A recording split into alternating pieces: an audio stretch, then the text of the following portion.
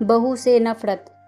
Mummy, मैं कह रहा हूँ ना, मैं दिया से ही शादी करूँगा, नहीं तो मैं ज़िंदगी भर कुंवारा रह जाऊँगा और यह मेरा आखिरी फैसला है।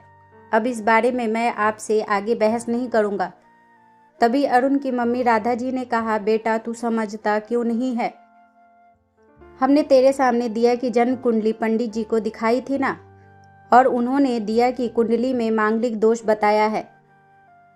अब तू बता, सब कुछ पता होते हुए हम तेरी शादी एक मांगलिक लड़की से कैसे कर दें? तू जानता नहीं कि मांगलिक दोष वाले की जीवन साथी की मौत जल्दी हो जाया करती है।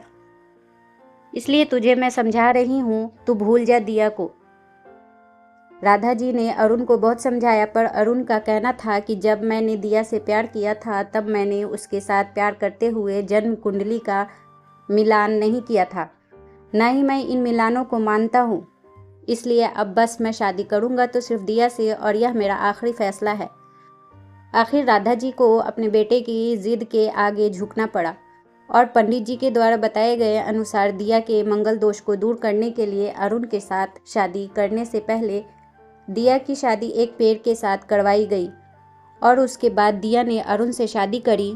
दिया दुल्हन बनकर अरुण के घर आई, पर राधा जी को दिया का मांगलिक होना अभी भी खटक रहा था और राधा जी उसे दिल से नहीं अपना पा रही थी, और घर में कुछ भी परेशानी आती तो उसका दोष दिया को ही दिया जाता। लेकिन दिया पढ़ी लिखी संस्कारी लड़की थी और वह अपनी सासू माँ से मिले इन बेवजह आरोपों को अपने दिल से नहीं लगाती थी, और ऐसे ही ससुराल में उसके दिन कट रहे थे। एक दिन अरुण ऑफिस से जल्दी घर आ जाता है, तब राधा जी ने उससे पूछा, बेटा आज जल्दी कैसे आ गया? तब उसने बताया, माँ आज सुबह से ही सिर दर्द और बहुत कमज़ोरी आ रही है, इसलिए ऑफिस में काम करने की हिम्मत ही नहीं हुई मेरी। तब राधा जी ने कहा, चल बेटा जल्दी कर, हमें डॉक्टर के पास चलना है। अब देखो इसका मांगलिक दोष हमारे बेटे पर भी असर करने लग गया है। कल को अगर मेरी बेटे को कुछ हो गया तो कौन जिम्मेदार होगा? तभी दिया ने कहा, मम्मी जी प्लीज़, और कितना नीचा दिखाएंगी मुझे? आज तक मैं चुप रही क्योंकि पापा ने यही सिखाया था कि बड़ों के आगे ससुराल में जवाब मत देना, पर आज तो आपने हद ही कर दी है।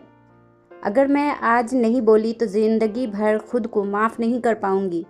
मम्मी जी, अगर आप पंडित जी पर भरोसा नहीं करती थी तो उनके कहे अनुसार आपने सारी मांगलिक दोष निवारण की विधि क्यों करवाई?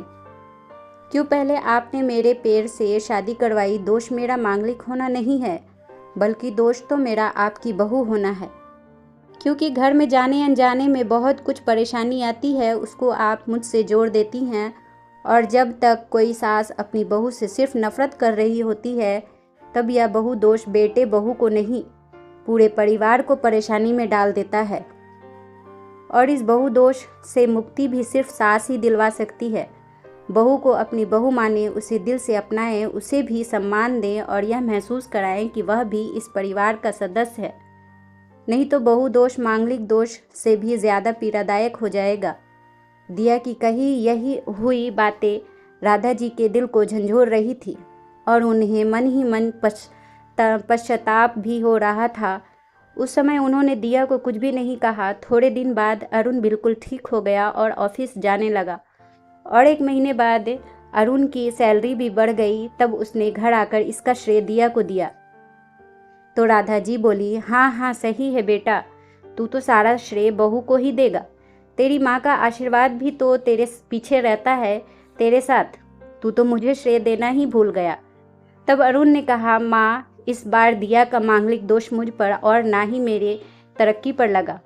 और माँ, जब हम बुरी परेशानियों का श्रेय दिया को देते हैं तो अच्छे कामों का श्रेय भी तो दिया को ही देना चाहिए। तो इसलिए आज का सारा श्रेय दिया को जाता है, अरुण ने हंसते हुए कहा। तब दिया बोली, अरुण तो क्या तुम भी मुझे ऐसा समझते हो? तब अरुण ने कहा, नहीं नहीं दिया, बिल्कुल नहीं, बल्कि मैं तो माँ को यह समझाना चाह रहा हूँ कि सुख दुख हमारे जीवन का हिस्सा है, और कभी जीवन में खुशियाँ आती है तो कभी गम भी आते हैं। इसके लिए हमें परिवार के सदस्य या अपनी बहू को दोष देना सही नहीं है। तभी राधा जी बोली, बेटा सही कह रहा है तू, और तेरी तरक्की ही बहुत है। मुझे इस झूठे दोषों से बाहर निकलने के लिए आज मैं यह कसम लेती हूँ कि आज के बाद मैं दिया को किसी भी बात का दोष नहीं दूंगी। यह सुनकर दिया आज बहुत खुश थी, क्योंकि आज उसको उसकी सास ने मांगलिक दोष के साथ साथ बहु दोषों से भी मुक्ति दे दी थी। दोस्तों, इस कहानी से हमें सीखने को मिलता है कि बहू को आप जब घर लाते हैं तो उसे हर बात का दोषी ना माने। बहू को हर बात में रोक टोक ना करें। इससे घर में सिर्फ झगड़ा लड़ाई ही होता है और घर टूट जाता है।